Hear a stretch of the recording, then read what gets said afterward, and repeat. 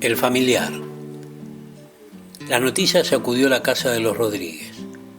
Los hijos más grandes escuchaban de ojos bien abiertos a sus padres, y para cuando los más chicos comprendieron, no quedaba rincón en donde no se agolpase el bullicio. Las gemelas rodeaban el carricoche de Pío y le repetían las novedades como si el bebé pudiese comprenderlas. La madre intervino justo antes de que Pío rompiera en llanto. Tanta alegría multitudinaria lo estaba asustando. Y no era para menos, ninguno había conocido lo que era salir de vacaciones. El clima del hogar desmejoró cuando llegó el momento de aclarar que no todos podrían viajar.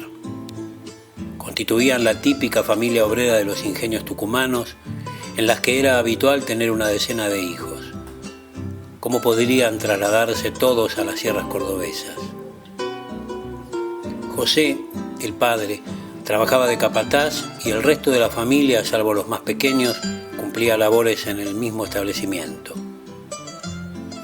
Estas inesperadas vacaciones tenían más de un trasfondo.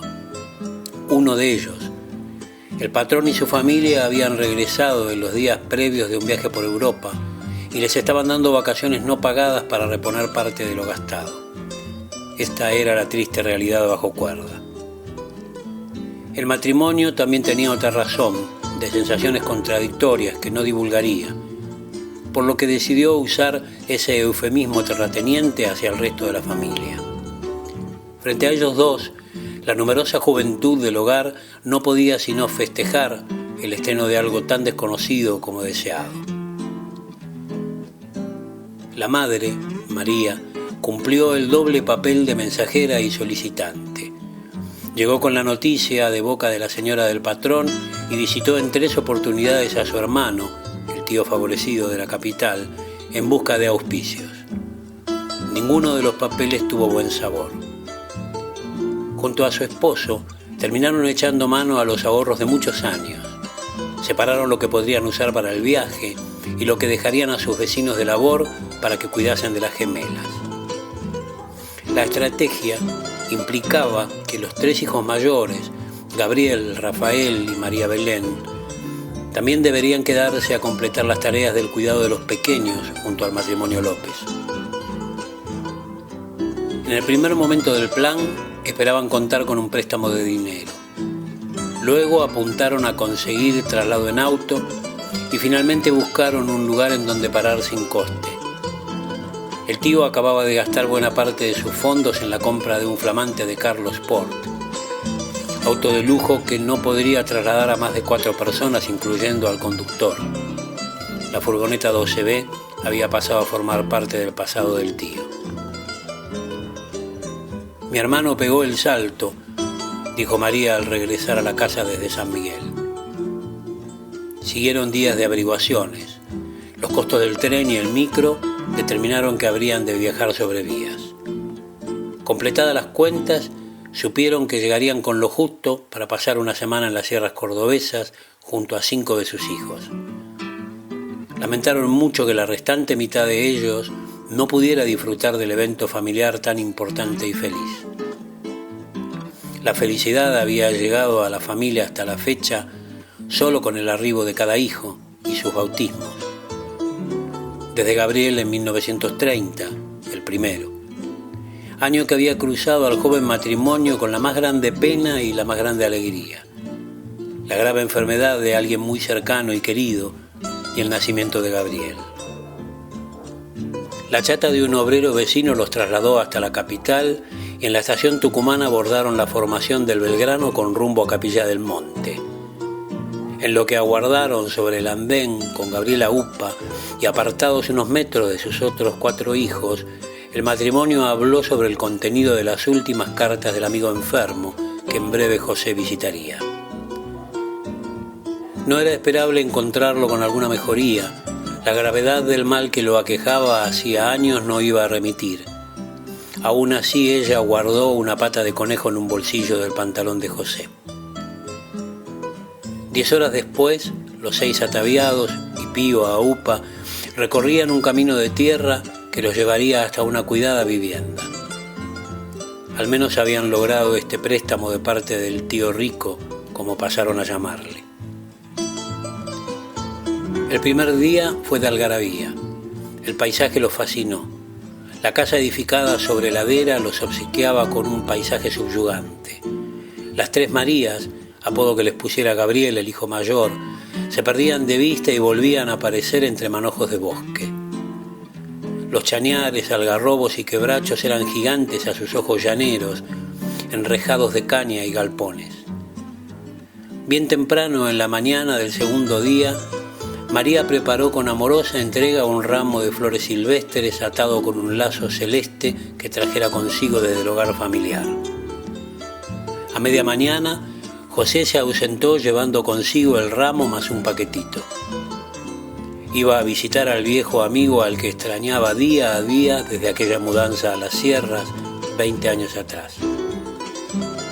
Estaría de regreso al día siguiente, a razón de la lejanía. Con este amigo, 7 años mayor, habían sido muy unidos desde la primera niñez. La separación había sido muy dolorosa y esto provocó un constante ir y venir de correspondencia nunca interrumpida. Algo que a su íntimo amigo le resultó indispensable para continuar la vida y a José le prodigó sostén para formar su propia familia. María también había llegado a quererlo mucho, como a un hermano, aunque lo hubiera tratado solo durante el año de noviazgo y los primeros 3 de matrimonio con José. En esos mismos días de las vacaciones forzadas, el cañaveral tucumano era sacudido por una nueva pérdida. 5 obreros del ingenio habían desaparecido durante la noche y la tragedia había sido adjudicada por todos una vez más a el familiar. Un espíritu devorador de carne humana, mitad humano y mitad perro. Esta especie de monstruo era conocido por moverse solo por las noches y era el terror de los serenos del ingenio. Lo extraño fue que esta vez se cobrara 5 víctimas en la misma oportunidad. Los sobrevivientes hasta la fecha siempre habían dado testimonio de persecuciones y ataques sobre una única persona cada vez que la bestia inhumana hacía su aparición. Entre los obreros se había desarrollado prácticamente una fobia, como lamentablemente las hay en todas las regiones. Nadie quería ocupar el puesto de sereno. Más de una vez algún operario había terminado aceptando bajo la amenaza de ser despedido si no tomaba ese puesto. Las noches en el ingenio eran como las de toque de queda. Ni la policía local se representaba ante esta alarmante inminencia. Las gemelas, María Eva y Ana María, y sus hermanos mayores, no asistieron a la despedida de los operarios.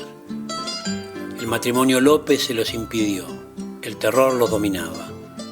Fuera de los siempre arriesgados representantes del sindicato que habían organizado el acto simbólico, poca gente acudió a la despedida.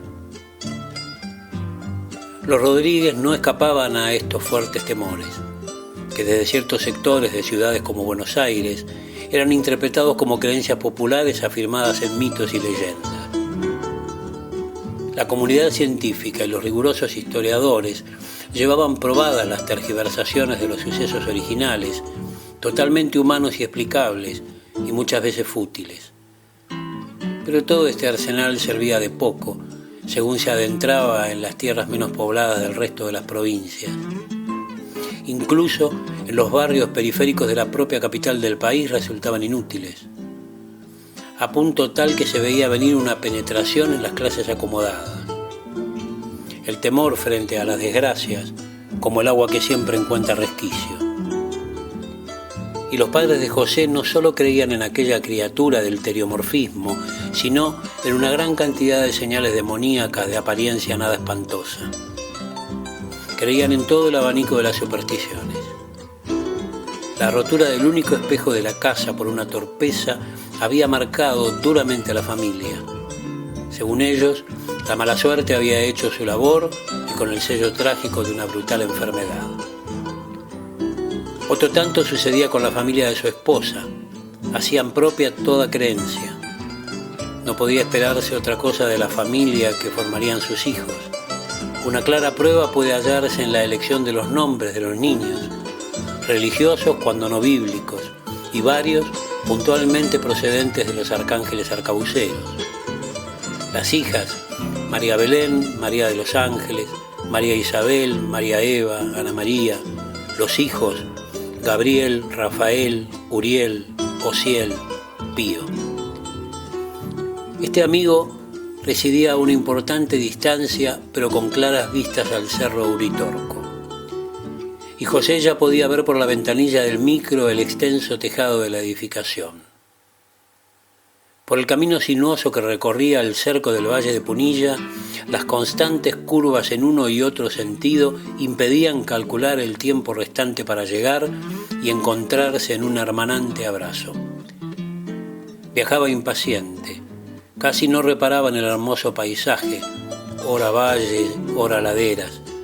Se movía nervioso en su asiento y a la vez cuidadoso del ramo que le entregara María horas atrás y del paquetito que él mismo había preparado en el ingenio. A medida que se acercaba, sentía que las paradas del micro se hacían más largas y frecuentes.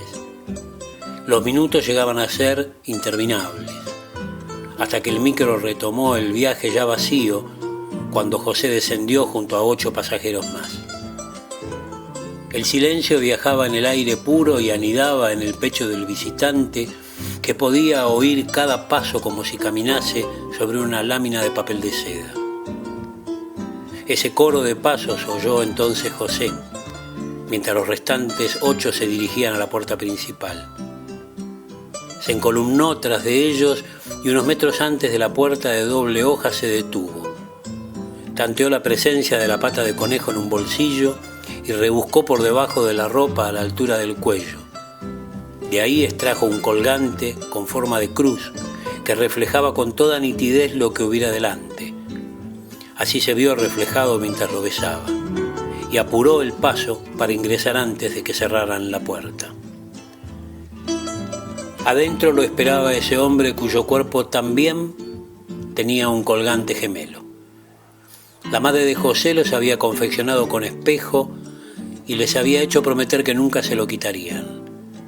Así lo hicieron, y la correspondencia ininterrumpida junto a ese colgante fueron los materiales del puente férreo que los uniría en la distancia. En la sala de espera, una vez más los minutos demoraban en anoticiar su fin. Cuando lo llamaron, Jorge se dirigió hasta la habitación 47, que se hallaba en penumbras. La enfermera que le precedía a unos pasos levantó la persiana y José se encontró cuerpo a cuerpo con Gabriel.